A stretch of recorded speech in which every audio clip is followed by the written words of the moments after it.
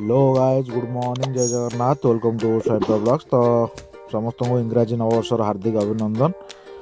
तो मुझे सकाल सकाल उठी ब्रश कर गाधे पड़ी पेंट सार्ट पिंधिक आम भाई भौणी बामू भाणीजी समस्ते बाहर पड़ू टे बलदेव दर्शन कराया लगी।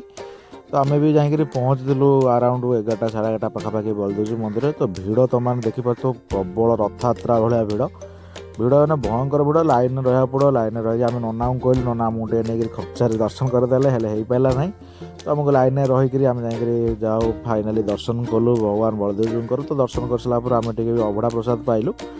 तो अभड़ा प्रसाद पाई सारापर आम पोटल पिठा खाइलु जोटा कि फेमस बलदेव मंदिर। तो आम भाई आने भी कौन खाइला घरे आसिक आम पहुँचिक घरे भी खाईदेर आम भी बामू भणजा बाहर पड़ू क्रिकेट खेलिया लगी। तो आम जाए पहुँचलु पड़िया तो क्रिकेट खेली सन्ध्या घर फेली मम्मी देला पोटल पिठा रात मम्मी कौन छणा पिठा करता।